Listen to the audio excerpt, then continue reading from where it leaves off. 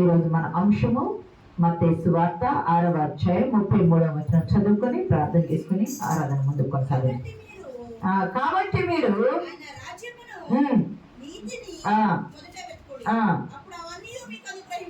ఆమేన్.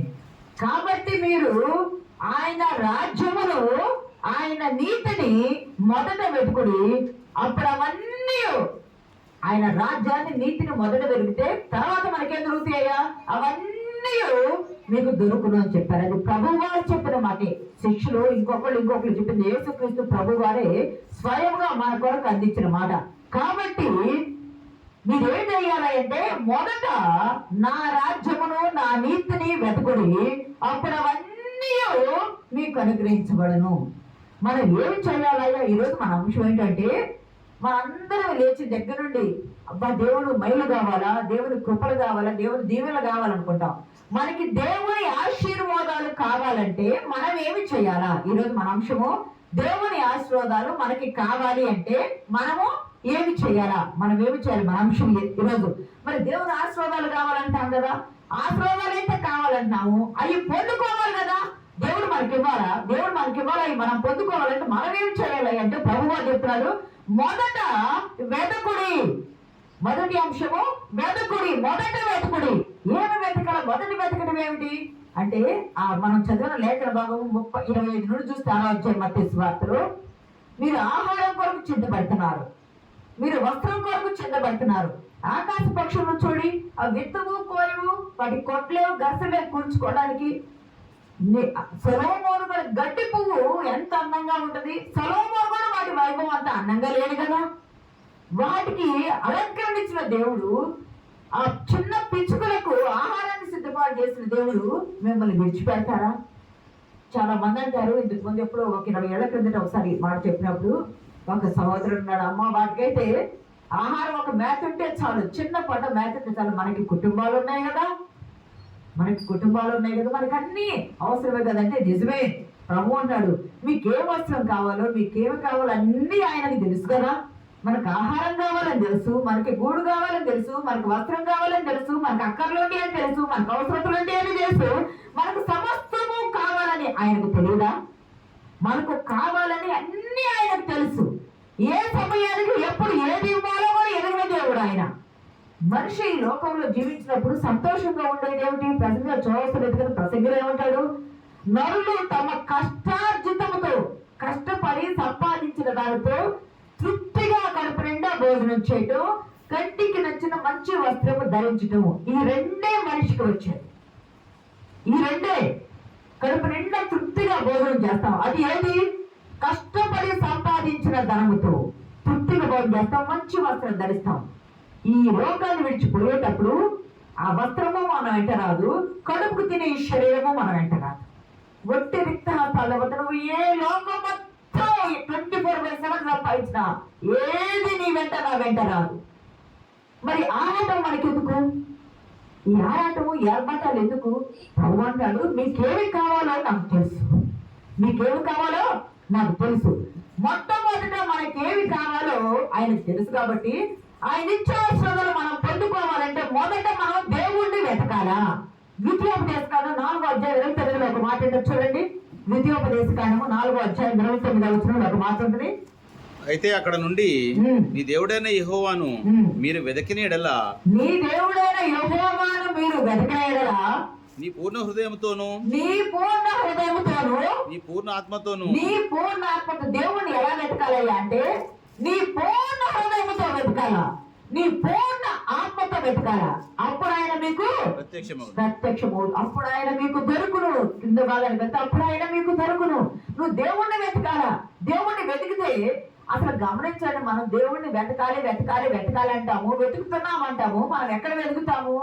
మనం పొద్దున్నే చీకటితో లెగుస్తాము, లేచి దగ్గర నుండి తొందరగా ఎప్పుడు ఇంటి పని అయిపోవాలని చూస్తాం, తొందరగా మన పనులకు మనం ఎప్పుడు వెళ్ళాలని చూస్తాము, తొందరగా వంట చేసుకుని ముగించుకోవాలని చూస్తాము, ఏదో ఉద్యోగానికి వెళ్ళాలని, లేదా అప్పు నిమిత్తము, లేదా ఇంకేదైనా భారం ఉంటే ఆ భారాల నిమిత్తమే చేస్తానే కానీ ఆయన్ని వెతుకుతున్నామా? నిజంగా మనల్ని మనం పరిశీలన చేసుకుంటే మొట్టమొదట లెగవడంతోనే మనం దేవుణ్ణి వెతుకుతున్నామా? మన పనులు అయిపోవాలా, మన భారాలు అయిపోవాలా, మన సమస్యలు తీరిపోవాలా. కళ్ళు మూసుకుంటే మన సమస్యలు కళ్ళ ముందు కనిపిస్తాయి. దేవుడిని ఎక్కడ వెతుకుతాం మనం?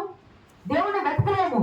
కానీ ప్రభు అంటున్నాడు, నీ హృదయంలో ఉన్న కలవరము, నీ హృదయంలో ఉన్న చింత, నీ హృదయంలో ఉన్న బాధ, నీ హృదయంలో ఉన్న కన్నీరు, నీ కంటి రెప్పల కింద దాచబడిన ఆ కన్నీరు, అవన్నీ నీ ఎదురు కనిపిస్తా ఉన్నాయి. నీవు నన్ను వెతకట్లా, ఇవన్నీ నీ ముందు పెట్టుకొని నా ఎద్దుకు వస్తే నీకు అవే కనిపిస్తానే కదా. నన్ను ఎక్కడ వెతుకుతున్నావు? నీవు నన్ను వెతకాలి అంటే ఇవన్నీ పక్కకి నెట్టాల. ఎందుకంటే ఏ సమస్య అయినా మన చేతుల్లో దాటిది కానీ ఆయన చేతుల్ని దాటదు కదా. మన చేతులు దాటిపోయింది ప్రతి సమస్య, కానీ దేవుని చేతిని దాటదు. నువ్వు దేవుని సన్నిధానానికి వచ్చి, ప్రభువా ఏమి తినాలా, ఏమి తాగాలా, ఏమి ధరించాలా, ఎలా నివసించాలా, ఎలా బ్రతకాలనే మనం చూస్తున్నావు. నువ్వైనా నేనైనా ఎవరివైనా లోకం పోగలుగుతుంది. కానీ అది కాదు. నీ పూర్ణ హృదయంతో, నీ పూర్ణాత్మతో నువ్వు నీ దేవుణ్ణి వెతకాల. దేవుణ్ణి వెతికితే అప్పుడు ఆయన నీకు దర్శనమిస్తాడు. మనం దేని కొరకు ప్రయాసపడుతున్నామయ్యా? గత సంవత్సరం అంతా దేవుడు కాపాడాడు, నూతన మాసంలోకి నడిపించాడు. ఈ మాసం అంతా అయిపోవచ్చు, చివరి పునరుద్ధాన దినంలోకి వచ్చాము. నెలలు, మాసాలు, సంవత్సరాలు, వారాలు, గడువులు, గంటలు, క్షణాలు మనల్ని దాటిపోవచ్చు ఉన్నాయి. మనం ఏమి సాధించాము, ఏమి సంపాదించాము, ఏమి వెతికాము? మనం సాధించింది మన వెంట రాదు, మనం సంపాదించి మన వెంట రాదు, మనం వెతికేది మన వెంట రాదు. ఆయన మాత్రం వెతికితే, పూర్ణ మనసుతో, పూర్ణ ఆత్మతో ఆయన్ని వెతికితే, ఆయన వెతికిందే మన వెంట వచ్చింది. ఆయన వెతికింది. ప్రభు అన్నాడు, మీరు దేని కొరకు వెతుకుతున్నారు? మీరు దేని కొరకు వెతుకుతున్నారయ్యా? మనం లేచి దగ్గర నుండి మేలుల కొరకు వెతుకుతాం, ఉపకారాల కొరకు వెతుకుతాం, ఆశీర్వాదాల కొరకు వెతుకుతాం, ఆయుష్ కొరకు వెతుకుతాము, సిరి సంపద కొరకు వెతుకుతాము. ఎన్నో ఎన్నో అందరికంటే ఎక్కువ కావాలనుకుంటాం. ఎవరికి లేని మనకు కావాలనుకుంటాం. అందరికంటే ఎక్కువ కావాలా? ఎవరికి లేని మనకు కావాలనుకుంటాం. అది వెతుకుతున్నావే కానీ వెతకవలసిన దేవుణ్ణి మనం వెతుకుతున్నావా? వెతకవలసిన దేవుణ్ణి మనం వెతికితే, వెతకవలసిన దేవుణ్ణి వెతికితే ఆయన అంటాడు, మీరు దేన్ని గురించి చింతపడుకుడి, దేనిని గురించి చింతపడుకుడి. ప్రతి విషయంలో ప్రార్థన విజ్ఞాపన పూర్వకంగా మీరు నా ఎదురు వచ్చి మీ భారమంతా నా మీద వేయండి.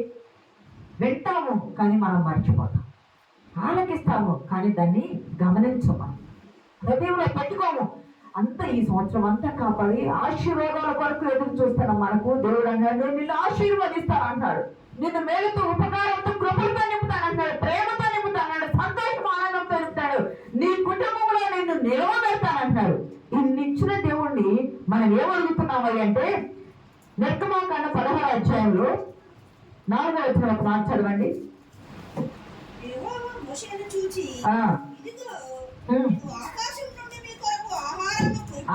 అక్కడ ఇశ్రాయేలీయులు ఏమి వెతుకుతున్నారయ్యా అంటే, అయ్యా మాకు ఇక్కడ మన మార్గంలోనే ఉన్నాము, మాకు పొలం లేదు, పంట పండించడం లేదు, మేము తెచ్చుకున్న ఆహారం అయిపోయింది, మరి మేము ఎలా బ్రతకాలా, ఏమి తిరిగి బ్రతకాలా?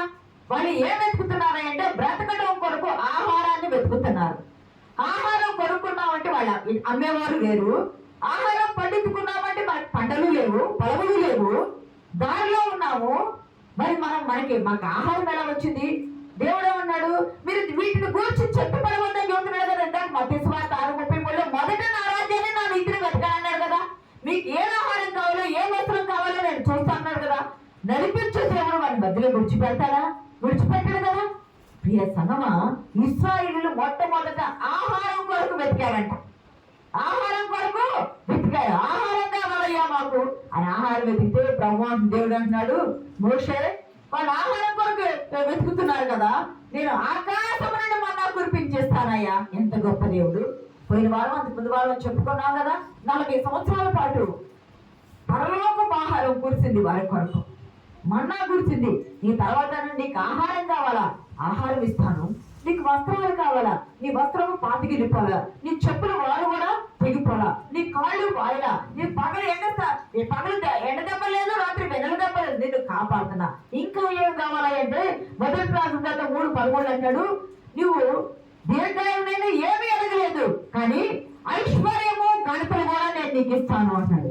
ఐశ్వర్యము, ఘనత నేను నీకు ఆహారం కావాలంటే ఆహారం ఇస్తున్నాను, నీకేమి కావాలా ఇస్తున్నాను, ఐశ్వర్యము, ఘనత కూడా నేను చదవమాట. మరియు ఐశ్వర్యము, ఘనత ఇవ్వమని నీవు అడగలేదు. చేస్తున్నా. ఎందుకంటే నీవు నన్ను వెతుకుతున్నావు సొలొమోనా, నీవు నన్ను వెతుకుతున్నావు. నీవు నన్ను వెతికితే, నా మాట విని నన్ను అనుసరిస్తే, ఇశ్రాయేలీయులు అడిగితే మన్నా కురిపించి ఆహారం ఇచ్చి పోషించాడు దేవుడు. నీళ్లు లేవంటే బండ నుండి నీళ్లు నుంచి పోషించాడు దేవుడు. అది శారీరకమైన అవసరాలు తీస్తూ ఉన్నాడు. కానీ ఇక్కడికి వచ్చేటప్పటికి, అయ్యా నువ్వు ఐశ్వర్యాన్ని ఆయన ఘనతనైనా అడగలేదు, నేను నీకు ఐశ్వర్యము ఘనత కూడా ఇస్తున్నాను.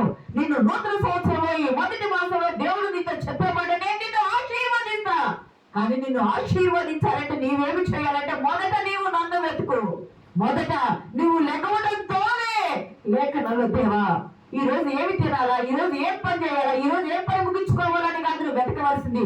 ఈ రోజు లేచి, దేవా నేను నీ వాక్యం చదువుతూ ఉన్నానయ్యా, ఈ రోజు వాక్యం ద్వారా నీవు నాతో మాట్లాడి నేను ఏమి చేయాలో వాక్యం ద్వారా నడిపించు ప్రభు అని ఆయన్ని వెతికితే, ఆయన నీకు దిశానిర్దేశం చేసే దేవుడు అయినాడు. ప్రియ సంగమా, ఇంకా ఏం వెతుకుతున్నాడయ్యా?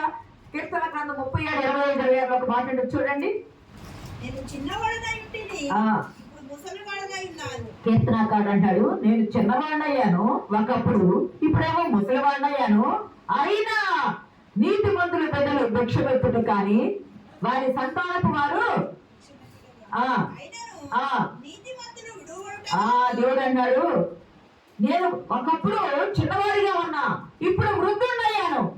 ఇప్పుడు ఇంత జీవితంలో నేను ఏమి చూశానయ్యా అంటే, నీతిమంతులు విడువబడుట కానీ వారి సంతానము వారు భిక్ష పెట్టుట కానీ నేను చూసి ఉండలేదు. వారి పిల్లలు తర్వాత చదవమ్మా,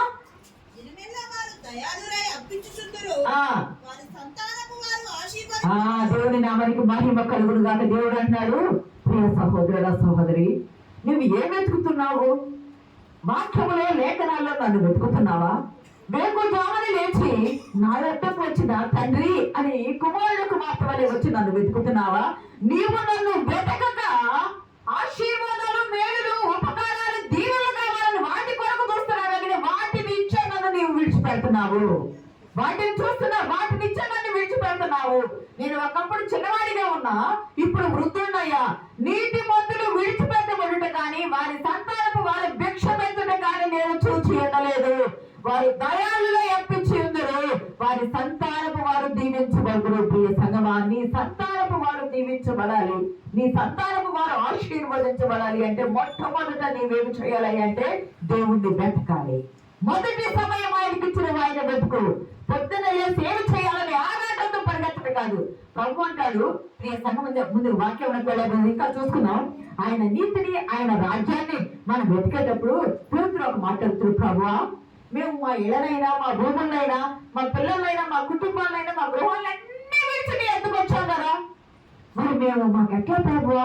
ప్రభు అంటాడు, ఇప్పుడే కాదు ఏమో మందు కూడా మీరన్నీ వెతికేది ఈ లోక సంబంధమైన వాటిని వెతుకుతూ ఉన్నారు. మార్కు 10:30 చూడండి ఒకసారి. మార్కు 10:30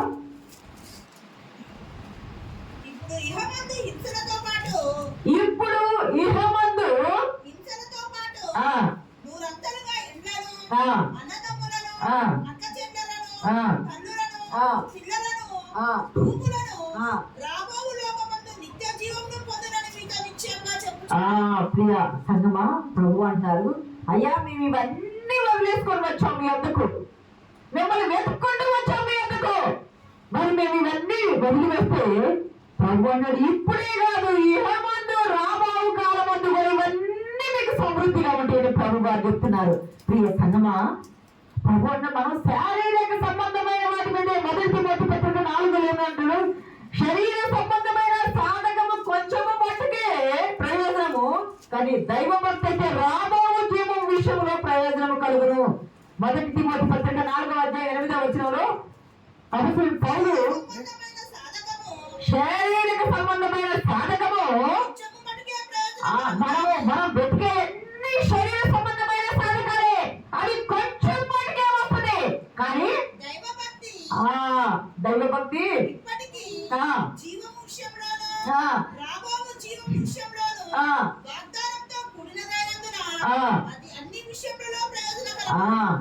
ప్రియ దేవుని బిడ్డలారా, మీరు శరీర సంబంధకమైన వాటి సాధకంగా మీరు వాటిని వెతుకుతూ ఉన్నారు. అవి నశించిపోయేవి. రాబోవు జీవ సంబంధమైన వాటిలో బహు శ్రేష్టమైనవి, అవి ప్రయోజనకరం కలుగుతాయి మీకు. ఇవేముంది, ఇవి తింటాము వదిలిపెడతాము, తింటాము వదిలిపెడతాము. ఒక రోజు తిని మనం వదులుకుంటున్నావా? రోజు 3-4 సార్లు తింటాం. తిని వదిలిపెట్టడం కాదు కదా. ఇవి శరీరానికి అవసరమే, ఇవి కావాలి మీకు నాకు తెలుసు. ఏ సమయానికి ఎప్పుడు ఎక్కడ సిద్ధపాటు చేయాలో నాకు తెలుసు. కానీ పరలోక సంబంధమైన వాటిని మీరు వెతకండి. అవి వెతికితే నేను మీకు దొరుకుతా. మీరు నన్ను వెతికితే నేను మీకు ప్రత్యక్షమవుతున్నాను కదా. మత 7 ఏళ్ళగా అడుగులు మీకు ఇవ్వండి, వెతుకులు మీకు దొరుకుతున్నారు కదా. వెతికితే దొరికే దేవుడు కదా. మీకు ఒక మంచి వ్యక్తి, నాకు చాలా ఇష్టమైన వ్యక్తి, ఎప్పుడు చెప్తా, ఒక్కసారి నా వారంలో చెప్పకుండా ఉండను. యాకోబును గమనిస్తే, యాకోబు దేవుణ్ణి వెతికాడా లేదా? యాకోబు తల్లి కడుపులో ఉన్నప్పుడు వెతికాడు దేవుణ్ణి, బయటకు వచ్చినాక అన్న దగ్గర వెతికాడు దేవుణ్ణి, తండ్రి దగ్గర వెతికాడు దేవుణ్ణి, మామ ఇంటికి వెళ్ళేటప్పుడు కలలో దేవుని దర్శనం చూశాడు, తిరిగి వచ్చేటప్పుడు యాకోబు రేవు దగ్గర దేవుణ్ణి వెతుకుతూ ఉన్నాడు. ప్రియ సంగమా, ఎంత గొప్ప ఆశీర్వాదమో! వెతికాడు, ఎంతగా వెతికాడు. దేవుడే ఉన్నాడు, పూర్ణ మనసుతో పూర్ణాత్మతో నన్ను వెతకండి, నేను వెతికితే నేను మీకు ప్రత్యక్షమవుతా, నేను మీకు దొరుకుతానన్నాడు కదా. ద్వితీయోపదేశకాండం 4:8 వెతికితే దొరుకుతాన్నాడు. కడుపులో నుండి వెతకడం మొదలు పెట్టాడు యాకోబు. ఎంతవరకు వెతికాడయ్యా అంటే, సమాధానం దొరికే వరకు, దేవుడు ప్రత్యక్షమయ్యే వరకు యాకోబు యాకోబు దగ్గర వెతికాడు. ప్రియ సంగమా, ఎన్ని సంవత్సరాలు పట్టింది, ఎన్ని సంవత్సరాల కాలం పైన పట్టింది. వెతుకుతానే ఉన్నాడు. వెతికి వెతికి వెతికి వెతికి దేవుడు ప్రత్యక్షమయ్యాడు. దేవుడు ప్రత్యక్షమైతే ఊరుకుంటారా? వదిలిపెట్టాల, పట్టుబట్టాడు. ఊరు పట్టుబట్టాడు. కుస్తీ వాళ్ళు బట్టే పట్టుబట్టాడు. కుస్తీ వాళ్ళని విడిచిపెట్టాడు. ఊరు పట్టు విడిచిపెట్టేట్టుగా పట్టుబట్టాడు. అక్కడ రాత్రికాల సమయంలో ప్రభువు లేదా నరుడు అంటాడు, దేవదూత అంటాడు, నీవు నన్ను విడిచిపెట్టి తెల్లవారుతుంది, నేను వెళ్ళిపోవాలంటే, లేదు లేదు లేదు, నీవు నన్ను ఆశీర్వదిస్తేనే. ఎవరైనా మన పిల్లలు తెక్క బయటకు వెళ్ళేటప్పుడు పిల్లలు కాళ్ళు పట్టుకుంటారు, కాళ్ళ నుండి లేపేస్తే వంగితే మెడబట్టుకొని వేలబడతారు. ఇంకా మెడబట్టుకొని వేలాడే పిల్లల్ని, ప్రేమతో వేలాడే బిడ్డలు, నీతోనే నేను ఉంటాను, నీ వెంట నేను వస్తానని వేలాడే బిడ్డలు తీసేసి మనం బయటకు వెళ్తామా? వెళ్ళం కదా. వాళ్ళకి ఏం చేస్తామంటే ప్రేమగా వాళ్ళకి ఏమి కావాలో ఇచ్చి, వాళ్ళని హక్ చేసుకుని, వాళ్ళని ఒక ముద్దు పెట్టి, పిల్లల్ని దిప్పి, వాళ్ళని తల నిమిరి వెన్ను తట్టి వెళ్తాము. యాకోబు ఆ రాత్రికాల సమయంలో దేవుని దూత వచ్చినప్పుడంట పెరుగులాడుతూ ఉన్నాడంట. పోరాటం చేశాడు కదా, పోరాటం చేసి పెరుగులాడాడు కదా, కడుపులాడంటే పోరాటం చేశాడు కదా. దేవుని దూత వస్తే విడిచిపెట్టకుండా పెరుగులాడితే, నీకేమి కావాలయ్యా అంటే, నాకు ఆస్వాదం కావాలా. గమనించండి, శరీర సంబంధమైన సాధనం కొంచెం మటుకే కదా, పరలోక సంబంధమైన సాధనం కొరకు. నేను అబ్రహాము ఎంత గొప్పవాడు, 318 మంది లేకపోతే 1000 మంది పైన అతనికి దాసీలు ఉన్నారు. అంత ఆస్తి కలిగిన అబ్రహాము తన కుమారుని ఇస్సాకు ఇవ్వకుండా ఆస్తి, ఇస్సాకు అంత ఆస్తి ఉంది కదా, బహు గొప్పవాడయ్యే వరకు దేవుడు ఆస్వాదించాడని చెప్పాడు కదా. ఇస్సాకు అంత ఆస్తి పడు, తన ఆస్తి అంతా తన కుమారునికి ఇవ్వకుండా ఉంటాడా? సంఖ్యాకాండం 23:20 వచ్చిన ఆయన యాకోబులో ఏ దోషము కనుగొనలేదు. ఆయన యాకోబులో ఏ దోషము కనుగొనలేదు. ఇశ్రాయేలులో ఏ వంకరతనము చూడలేదు. ప్రియ సంగమా, అంత ఆస్తిమంతుడైన యాకోబు తన తండ్రి, తన తాత అయిన అబ్రహాము యొద్ద 15 సంవత్సరాల పాటు పెరిగారంటారు పండితుల అభిప్రాయము. 15 సంవత్సరాల పాటు ఆ యాకోబు పుట్టిన 15 సంవత్సరాల వరకు అబ్రహాము బ్రతికాడు.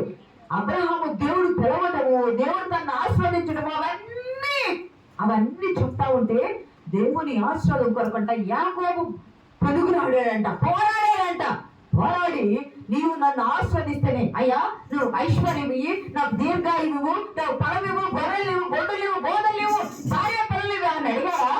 ఏమి ఎడగరా? ఆహారము, వస్త్రము, ధనము, సిరి సంపదలు ఏమి ఎడగరా? ఒక్క ఆశీర్వాదం, అది పరలోకపు ఆశీర్వాదం. ప్రియ సంగమా, ఎంత పోరాడాడు, ఎంత వెతికాడు దేవుణ్ణి. ఆ వెతుకులాటలో దేవుని ప్రత్యక్షమైతే, ఆ ప్రత్యక్షతను అనుభవించి, దేవుణ్ణి వెతికితే నీకేమి దొరికిద్దయ్యా? దేవుణ్ణి వెతకాలన్నాం కదా, లేఖనాల్లో వెతకాలన్నాం కదా, లేఖనాల్లో వెతికితే ఏమి దొరికిద్దయ్యా అంటే ఆశీర్వాదం దొరికింది. దేవుని నామానికి సపోర్ట్ పెట్టి దేవుని నామాన్ని కనపరుద్దాం. ప్రియ సంగమా, నువ్వు బేకు జాములు వచ్చి నీకున్న సమస్యలన్నీ పక్కకు నెట్టు, కన్నీరు విడుస్తూ దేవుని అడుగు. అదా రాత్రంతా కాపాడావు, నా కుటుంబంతో సజీవంగా ఉంచావు, ఈ రోజు నీ వాక్యం ద్వారా నాతో మాట్లాడు. నేనేమి చేయాలో నాకు మార్గం చూపించు, నీ చిత్త ప్రకారం చేయటం నాకు నేర్పించు ప్రభు అని అడిగితే దేవుడు నీకు ముందుడు నడిచి నీ జీవితంలో అద్భుత కార్యాలు చేస్తాడు. నువ్వు దేవుణ్ణి వెతికితే ఆయన నీకు ప్రత్యక్షమవుతాడు. ఆయన నీకు ప్రత్యక్షమైతే ఆయన ఆశీర్వాదించే వరకు నువ్వు విడిచిపెట్టకూడదు. ఆశీర్వాదాన్ని ఇస్తాడు ఆయన, కానీ విడిచిపెట్టకుండా పొందుకునే బాధ్యత నీది. విడిచిపెట్టకుండా యాకోబు వలె పెరుగునాడు పొందుకునే బాధ్యత నీది. శారీరకమైన ఆశీర్వాదం కోరుకోరా, పరలోక సంబంధమైన ఆశీర్వాదం కోరుకున్నాడు కాబట్టి తన నుండి గొప్ప లోక రక్షణ వచ్చింది. సంగమా దేవుని బిడ్డలారా, దేవుడు నువ్వు ఆశీర్వాదం కోరుకుంటే యాకోబు వెతికాడన్నాము, వెతికితే దేవుడు దొరికాడు, దొరికిన దేవుడు ఆశీర్వదించాడు. ఆశీర్వదించగా పేరు మార్చాడు, జీవితం మార్చాడు, నడక మార్చాడు. ఆశీర్వాదాలు శాశ్వత రాజ్యంగా చేశాడు. ఆయనకు ఆశీర్వాదాలు శాశ్వత రాజ్యంగా చేశాడు. ప్రభు సన్నిధానంలో నువ్వేం చేయాలి అంటే వస్తు సంపద పరమైనటువంటి వాటి కోసం వెంపర్లాడవద్దు, ఆస్తి సంబంధమైన వాటి కోసం వెంపర్లాడవద్దు. అవి వాటి కోసం మనం వెంపర్లాడితే రెక్కలు కట్టుకొని మన నుండి ఎగిరిపోతాయి. దేవుని ఆశీర్వాదాల కోసం పెనుగులాడితే అన్నీ ఆయన రాజ్యం ఆయన నీతిని వెతికితే అన్నీ కనుక మనకు వస్తాయి. మనకు అవసరం లేదా? ఇల్లు అవసరం లేదా? పొలం అవసరం లేదా? ఉద్యోగం అవసరం లేదా? జీవనం అవసరం లేదంటే అవన్నీ అవసరమే.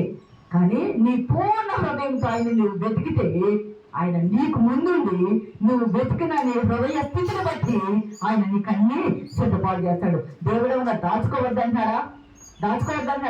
ఖర్చు పెట్టమంటాడా? కాదే. జాగ్రత్త కలిగి భవిష్యత్తు ప్రణాళిక నిమిత్తము నువ్వు సిద్ధపడు, కానీ చింతపడవద్దు. భవిష్యత్తు ప్రణాళిక సిద్ధపడు, కానీ చింతపడవద్దు. చింతపడకుండా ఆయనపై భారం వేయమంటాడు. శిష్యులు అడిగితే శిష్యులకు అదే ప్రభు గారు చెప్పారు, విలువ లేని వాడి కొరకు మనం ప్రయాసపడి పరిగెత్తుతాం, విలువైన దేవుణ్ణి వెతకకపోతే ఆయన మన నుండి దూరం అయిపోతాడు. విలువైన దేవుణ్ణి వెతికి మరియా ఉత్తమమైనది ఏర్పాటు చేసుకుంది కదా, అది ఆమె ఎదురుని తీసివేయబడదు కదా. ఆమె దేవుణ్ణి వెతికింది, ఆయన పాదాల దగ్గర వెతికింది, పొందుకుంది. మనము కూడా విలువైన దేవుణ్ణి వెతికి ఆశీర్వాదాలు పొందుకోవాలి. రెండోది చూద్దాం. చూడండి, మొదట దేవుని ఆశీర్వాదాలు పొందుకోవాలంటే మనం ఏమి చేయాలి? ఈరోజు మన అంశంలో మొదట దేవుణ్ణి వెతకాలి. రెండవది చూద్దాం, న్యాయాధిపతుల గ్రంథం 1వ అధ్యాయం 1-2 వచనాలు చూద్దామండి. న్యాయాధిపతుల గ్రంథము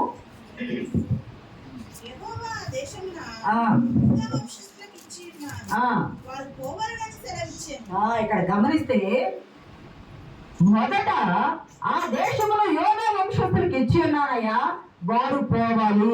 ఇక్కడ అంశం రెండోది ఏమిటయ్యా అంటే మొదట దేవుణ్ణి వెతకాలి, మొదటి భాగము. రెండవది దేవుణ్ణి స్తుతించాలి. మొట్టమొదట నువ్వు లేకుండా దేవుణ్ణి వెతుకు, దేవుణ్ణి వెతుకుతూ రెండవది దేవుణ్ణి స్తుతించాలి. దేవుణ్ణి స్తుతించాలా. మనుషుల మీద, నరుల మీద, రాజుల మీద ఆధారపడితే ఏమీ దొరకదు, గడ్డి పోస కూడా మనకు దొరకదు. కానీ దేవుని మీద ఆధారపడి దేవుణ్ణి స్తుతిస్తే ఎన్ని అద్భుతాలు. దేవుణ్ణి స్తుతిస్తే దేవుడు అంటాడు, నీ స్థితిని, నీ గతిని, నీ పరిస్థితిని మార్చి నిన్ను ఉన్నత స్థితికి తీసుకొస్తానని దేవుడు వాగ్దానం చేస్తున్నాడు. ఈ నూతన సంవత్సరంలో దేవుణ్ణి స్తుతించు, నీ స్థితిని మారుస్తాడు, నీ గతిని మారుస్తాడు, నీ పరిస్థితిని మారుస్తాడు. నిన్ను ఉన్న స్థితిలో నుండి ఉన్నత స్థితికి తీసుకొచ్చి లెక్కించలేని ఆశీర్వాదాలు ఇస్తాడు. సంగమా, యోధా ఎందుకు యోధా వెళ్ళాలి? కణాలు ఐగుప్తు నుండి కణాలకు వచ్చే మార్గ మధ్యంలోనైనా వాగ్దాన దేశం వచ్చి వాగ్దాన దేశంలో ప్రవేశించిన తర్వాత యుద్ధాలు చేయాలి కదా. యుద్ధాలు చేసేటప్పుడు ఎవరు వెళ్ళాలి అంటే మొట్టమొదట వెళ్ళవలసిన వారు యోధులే. యోధా గోత్రికులు వెళ్ళాలి. ఎందుకు యోధా గోత్రికులు వెళ్ళాలా? ఎందుకంటే యోధా అంటే స్థుతి. ఎవరు ముందు వెళ్ళారా అంటే యుద్ధానికైనా, జయించడానికైనా, పోరాటానికైనా, బాధల్లో కలిగిన బాధల నుండి వాటి నుండి విడుదల పొందటానికైనా ఎవరి ముందు ఉండాలి అంటే స్థుతి ముందు ఉండాలి. స్థుతి ముందు ఉండాలి. ప్రియ సంగమా దేవుని పెట్టారా, యోధా అంటే స్థుతి. ఇక్కడ గమనిస్తే ఈ స్థుతి అనే మాట ఎక్కడి నుండి వచ్చింది? యోధా అనే మాట ఎక్కడి నుండి వచ్చింది? ఇందాక మనం యాకోబు గురించి చెప్పుకున్నాం కదా. యాకోబు అన్న దగ్గర నుండి ఆశీర్వాదాలు తీసుకొని మామ ఇంటికి పారిపోయినప్పుడు అక్కడ రాహేలను చూస్తాడు. తన మామ కూతురైన, మేనమామ కూతురైన రాహేలను చూసి రాహేలను బహుగా ఇష్టపడతాడు. ఆమె కొరకు 7 సంవత్సరాలు దాస్యం చేస్తాడు. ఒక్క రోజు 2 రోజులు కాదు, 7 సంవత్సరాలు దాస్యం చేస్తారు. అయితే తండ్రి దగ్గర నుండి అన్న దగ్గర నుండి ఆశీర్వాదాలు పొందుకొని పారిపోయిన భయంతో పారిపోయిన యాకోబును లాబాను మామ మోసం చేస్తాడు. ఇదిగో రాహేలు నీకు ఇస్తున్నానని లేయాకి పెళ్లి చేస్తాడు. అది లేయాకు తెలుసు, కానీ లేయా బయటపడ్డా, యాకోబుకు తెలియదు. తెల్లవారి ఆమె ముఖం చూసినప్పుడు ఆమె రాహేలు కాదు. లేయా అంటే జబ్బు కళ్ళు కలిగింది. అంటే పండితుల అభిప్రాయం ప్రకారం ఆమె కళ్ళ నుండి ఎప్పుడు నీరు గారటం లేదా పుసులు గారటం అనేది ఉండదు. జబ్బు కళ్ళు కలిగింది, అందము లేనిది. ఆమె నిరాశలో ఉంది, నిస్పృహలో ఉంది. నాకు జబ్బు కళ్ళు ఉన్నాయి, నేను అన్నం లేదని. నా సోదరి అందంగా ఉంది, ఆమె బాగుంది, ఆమెకు ఎవరైనా సంబంధం వస్తారు, నాకు వివాహం అయిపో కాదు. చాలా నిరాశ నిస్పృహలో బ్రతుకుతున్న ఆమెకు లాబాను మోసపూరితంగా యాకోబునికి ఇచ్చి పెళ్లి చేశాడు. ప్రియ సంగమా, కానీ యాకోబు ప్రేమించబడిన ఆమెను చేసుకోకపోవడాన్ని బట్టి ప్రేమ కంటే ద్వేషం పెరిగిపోయింది లేయా మీద. లేయా ద్వేషించబడిందని దేవుడు చూచట ఆమె గర్భాన్ని తెరిచాడు. ఆమె అనుకుంటుంది, అమ్మా నేను ద్వేషించబడ్డాను, దేవుడు నా శ్రమను చూచాడు, నాకు కుమారుడు ఇచ్చాడు అనుకుని అతనికి రూబేను అని పేరు పెట్టింది. అయినా భర్త ప్రేమ దొరికిందా? దొరకలా.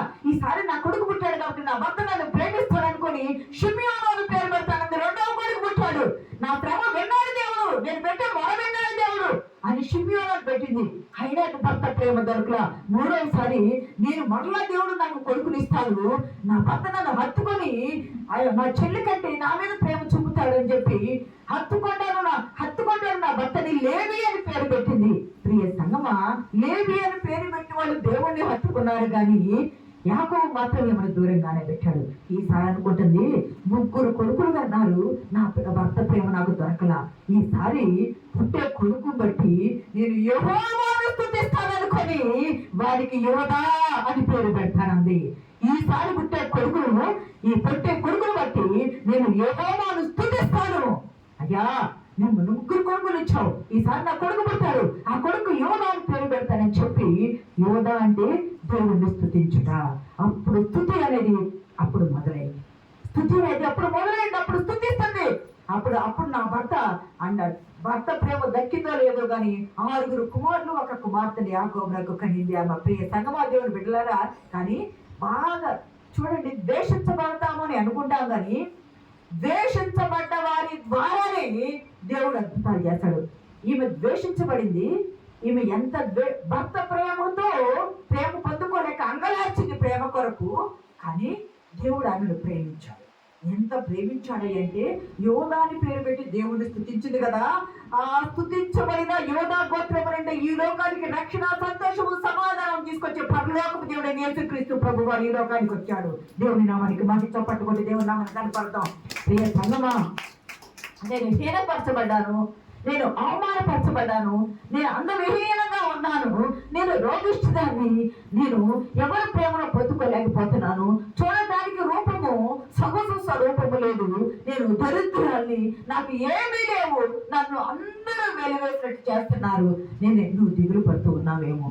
ఈరోజు దేవుడు అంటున్నాడు, నువ్వు బాధపడవద్దు, నువ్వు దిగులు పడవద్దు, నువ్వు చెట్టుపడవద్దు, నీ పక్షాన నేను ఉండి నీ గర్భవాసమున లోకాలను ఎడబోయే రాజును నడిపించబోతున్నానని ఎన్నిక లేని లేయాను ఎన్నికగా చేశాడు. దేవుని నామానికి మహిమ కలుగును గాక.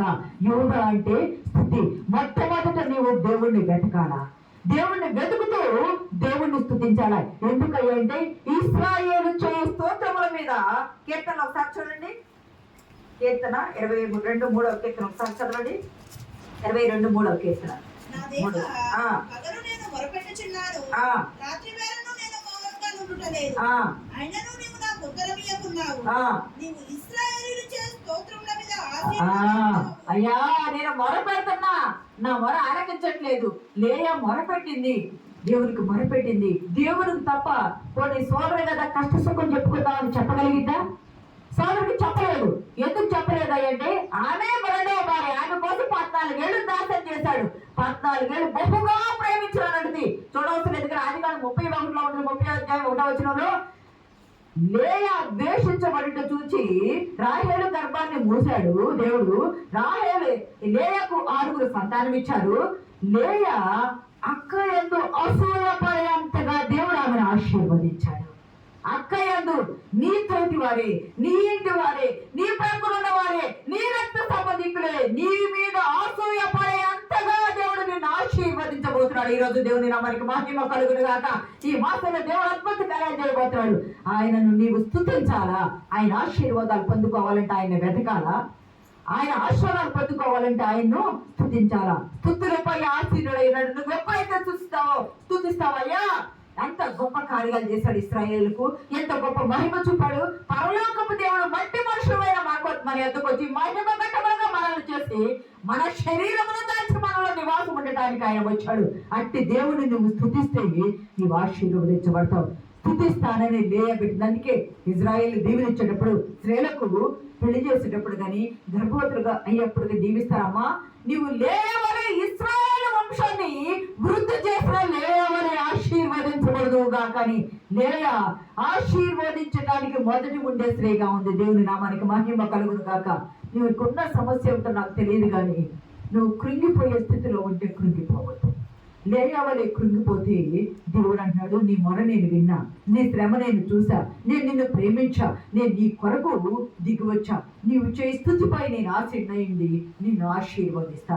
నీ మీద నీ వారి అసూయపడే అంతగా నేను నిన్ను ఆశీర్వదిస్తా. కానీ నువ్వు నన్ను ఏం చేయాలా? స్తుతించాలా. మొదట వెతకాలా, రెండవది స్తుతించాలా. ఆ స్తుతుల ద్వారా మనకి లెక్కించలేని ఇజ్రాయేలీలు ఎరుకో వచ్చారు. అంత పెద్ద ప్రాకారాలు వాళ్ళు ఏమైనా కొట్టారా? యంత్రాలతో పడగొట్టారా? ఏమి చేయరా? కేవలము స్తుతుల ద్వారా మాత్రమే ఆ ప్రాకారాలను పడగొట్టాడు. దేవుడు దూతలను పంపించి వాటిని స్తుతిస్తే చాలు, అద్భుతాలు నీ జీవితంలో జరుగుతాయి. ఈ రోజు నుండి నువ్వు స్తుతించడం మొదలుపెట్టు.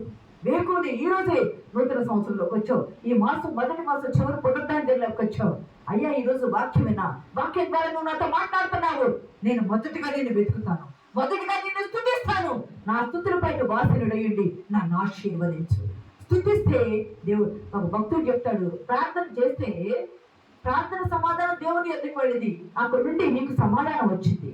కానీ నువ్వు స్తుతిస్తే ఆ స్తుతి అంట ప్రభువు మెడలో కంఠహారంగా పూలహారం వేసినట్టు ఉంటదంట. అది మన తిరిగి రాదంట. స్తుతిస్తే ఆయన దిగి వచ్చి నిన్ను ఆశీర్వదిస్తాడంట. నువ్వు స్తుతించి మొదలు వెతికి ఆయన దేవుణ్ణి అడుగు. నువ్వు స్తుతించి ఆయన అడుగు, ఆశీర్వాదాన్ని. మూడవది చూసుకుందామండి. ఆయన మరలా శిశులెద్దకు వచ్చి వారు నిద్రించుడు చూచి ఒక గడియైన నాతో కూడా మేల్కొని ఉండలేరా అంటాడు. యేసుక్రీస్తు ప్రభు వారు అంటారు, శిష్యులతో గెత్సేమనే వనంలోకి వెళ్ళారు. గెత్సేమనే వనంలో ఉండి ప్రభు వారు అంటారు, ఆయన పట్టబడతారు ఆ రాత్రి కాల సమయంలో. ప్రభు అంటారు, మీరు శోధనలో ప్రవేశింపకుండా ఉండినట్లు నా కొరకు ఒక్క గడియ లేదా ఒక్క గంట అయినా మీరు మేల్కొని ఉండలేరా? మనం ఇప్పుడు ఆశీర్వాదాలు కావాలని మన అంశం కదా. మరి ఆశీర్వాదాలు కావాలంటే మనం ఎప్పుడు తెల్లవారు 6:00, 5:00, 8:00, 9:00 లేచి ప్రభువా నీకు స్తోత్రం, నా కాత్రము, నా టైం అయిపోతుంది, వెళ్ళిపోతున్నాను పరిగెత్తే ఆశీర్వాదాలు వస్తాయా? ప్రభువు రాత్రి కాలం అంతా మేల్కొని ఉండి ప్రార్థన చేశాడని లేఖన భాగాల్లో ఉంది కదా. లేఖన భాగాల్లో ఉన్నప్పుడు తెల్లవారుగట్లే మొదటి ప్రార్థన, మొదటి సమయం ఆయనకి ఇవ్వాలా, మొదట వెతకడం ఆయనకి ఇవ్వాలా, మొదటి స్థానం ఆయనకి ఇవ్వాలా, మొదటి స్థుతి ఆయనకి ఇవ్వాలా, మొదటి ప్రార్థన ఆయనకి ఇవ్వాలా. నువ్వు మొదటి ప్రార్థన ఆయనకి ఇచ్చి తెల్లవారి ఎక్కువ జామునే నువ్వు 4 గంటలకు 5 గంటలకు లేచి నువ్వు ఆయన్ని ప్రార్థించడం మొదలు పెడితే నీ కొరకు మేల్కొని ఉండి నిన్ను ఆశీర్వదించడానికి ఆయన మేల్కొని ఉంటే అందరూ నిద్రపోయే సమయంలో నువ్వు లేచి మేల్కొని ప్రార్థన చేస్తే నిన్ను నీ కుటుంబాన్ని దేవుడు ఆశీర్వదిస్తాడు కదా, నిన్ను నీ పిల్లల్ని వృద్ధిలో వేస్తారు కదా.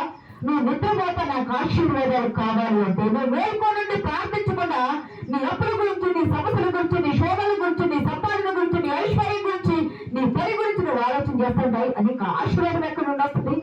ఆశీర్వాదం రావాలి అంటే మొట్టమొదటి సమయం దేవునికి ఇచ్చి ప్రార్థన చేయాలా. ఇక్కడ యేసుక్రీస్తు ప్రభువారు అంత దయగల దేవుడు కదా. మనకి సంవత్సరాల మాసాలు ఇవన్నీ దాటిపోతే మనల్ని కృప చూపుతూ ఉన్నారు కదా. ఉదయమనే లేచి ఆ దినమంతా మన ప్రార్థనలో గడిపితే ఆ దినమంతా ప్రార్థన తోడుతో మనం నడిపించబడతాం కదా. ఆయన తోడుంటే మనం ఓడిపోతాం ఎక్కడైనా. ఆయన తోడుంటే దేనిలో ఎక్కడ ఓడిపోవడం, మనకి జయమే వస్తుంది, మనకంటే జయమే వస్తుంది. ఆ పనులన్నీ ప్రార్థనతో కొనసాగించాల. అబ్రహాము కూడా తెల్లవారు గంటల నుంచి ప్రార్థన చేశాడు కదా. ఆదికాండం 22:3 చూడవసరం లేదు, కానీ తెల్లవారక ముందే ఆయన లేచి తన గాడిదకు గంత పెట్టుకుని దేవునికి బలి అర్పణ అంటే ప్రార్థన చేయడానికి కుమారుని బలివ్వడానికి మోరియా పర్వతానికి వెళ్ళాడు కదా. అంటే ప్రార్థన చేయడానికి వేకువజామున లేచాడు కదా ఆయన ప్రార్థన చేయడానికి లేచాడు. ఆయనే కదా నిర్గమకాండం 34:2 కూడా మోషే నీ ఉదయమునే తెల్లవారికి మునిపే లేచి సీనాయి కొండకి ఎక్కి సిద్ధపడు నువ్వు నాతో ఉండటానికి అన్నాడు దేవుడు. తెల్లవారే మోషే చీకటి పడక ముందే లేచి ప్రార్థించడానికి దేవునితో గడపడానికి సీనాయి కొండ ఎక్కాడు కదా. యేసుక్రీస్తు ప్రభు వారు కూడా మార్కు 1:33 పెద్దలకాయే లేచి ఇంకా తెల్లవారికి ముందే ఇంకా చీకటి ఉండగానే ఆయన అరణ్యానికి వెళ్ళి ఒంటరిగా ప్రార్థన చేశారు కదా. ప్రియ సంగమా, మరి అందరూ ప్రార్థన చేసి ఆశీర్వాదాలు పొందుకుంటే మనం ప్రార్థన చేయకుండా ఆశీర్వాదాలు కావాలంటే చెప్పని బట్టి ఆశీర్వాదాలు రావు కదా. ప్రార్థించలేదు కదా, ప్రార్థన చేస్తే ఆశీర్వాదాలు వస్తాయి. ప్రార్థన చేస్తే దేవుడు అంటాడు విలాప వాక్యములు 3:23 వచ్చిన చూడండి ఒకసారి. మీరు ప్రొద్దున్నే లేచి ఆయన వెదకమన్నాడు, అప్పుడు ఆశీర్వదిస్తున్నాడు. ఆయన స్తుతించమన్నాడు, ఆశీర్వదిస్తున్నాడు. ఆయనకు ప్రార్థన చేయమన్నాడు. 3వ అంశం ఏంటంటే మొదటగా ప్రార్థన చేయాలా, మొదటగా వెతకాలా, మొదటిగా స్తుతించాలా, మొదటిగా ప్రార్థన చేయాలా, మొదటి స్థానము దేవుడికి ఇవ్వాలా. మన సెల్ ఫోన్ కో, మన భర్తకో, భార్యకో, పిల్లలకో, కుటుంబాలకు, సమస్యలకో కాదు, మొదటి స్థానం ఆయనకిచ్చి నువ్వు మొదటిగా ప్రార్థన చేస్తే అనుదినము ఆయనకు వాత్సల్యత పుట్టుచున్నదంట మన ఎడల. ఎందుకు అనుదినము? ప్రతి దినము నీకు అవసరం ఉన్నా అవసరం లేకపోయినా ఆయన యొద్దకు వెళ్ళి ఆయనకు నువ్వు ప్రార్థన చేస్తే ఆయన నీ పక్షా నుండి, నీ బిడ్డల పక్షా నుండి, నీ కుటుంబ పక్షా నుండి, నీ సమస్యల పక్షా నుండి, నీ చేతి పనుల పక్షా నుండి నేను ఆశీర్వదించడానికి నీ ఎడల వాత్సల్యత పుడుతుందట. అది నా పిల్లలు లోకమంతా నిద్రపోతూ ఉంది, నా పిల్లలు వేకువజామున లేచి నన్ను వెతికి నన్ను స్తుతించి నన్ను ప్రార్థన చేస్తుంటే నా పిల్లలను కరుణింపక స్త్రీ తన గర్భంలో పుట్టిన చెట్టు బిడ్డను కరుణింపక మరచనా ఆయన మరచుడు కదా. నేను నిన్ను మరువును చూడమని నేను ఆ చేతుల్లో చెక్కుకున్నా అన్నాడు కదా. అర చేతుల్లో చెక్కుకొని నేను ఆశీర్వాదించడానికి గాయపడిన హస్తాలు చాపి ఉంటే నిన్ను విమోచించలేక కొరతగా నేను నా హస్తాలను ప్రభు చెప్తూ ఉంటే ప్రియ సంగమా దేవుని బిడ్డారా, యోహాను సువార్త 10:12 వచ్చిన చూడండి ఒకసారి.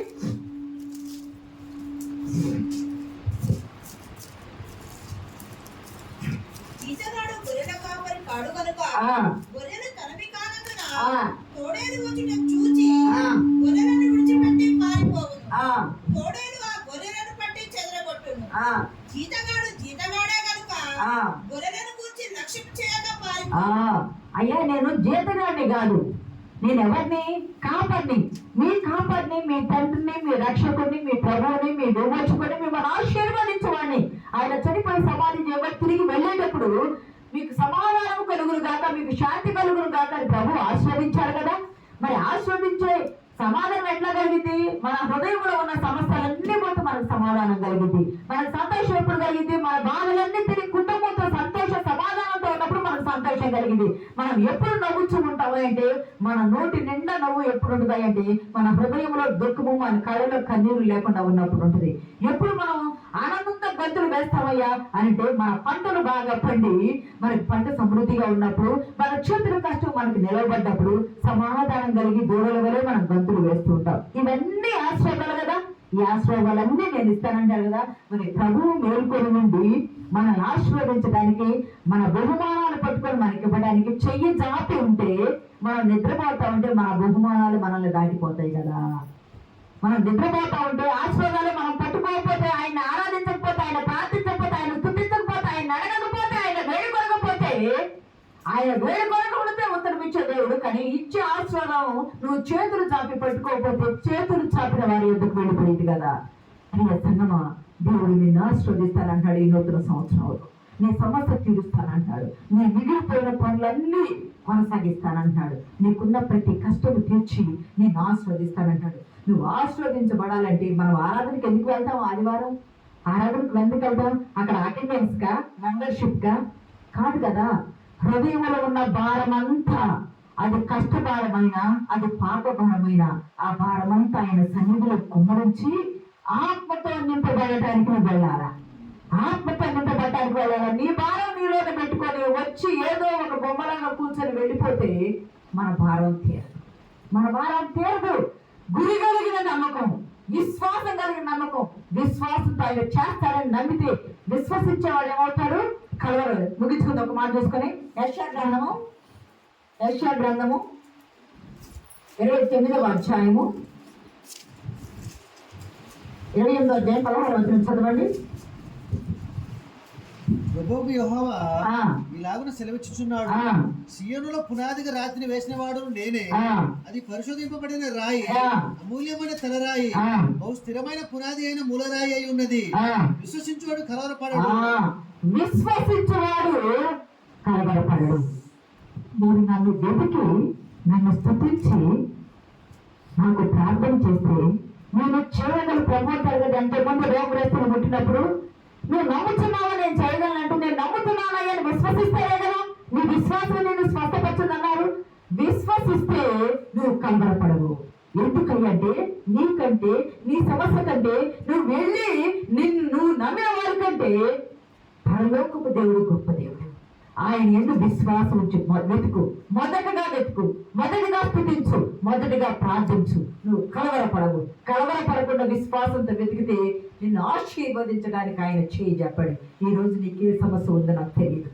నీ హృదయాన్ని కుమ్మరించి నమ్ముతున్నా దేవా, నమ్ముతున్నా నీకు నా కొరకు నువ్వు ఆకాశపు ద్వారాలు తెరువు ప్రభు.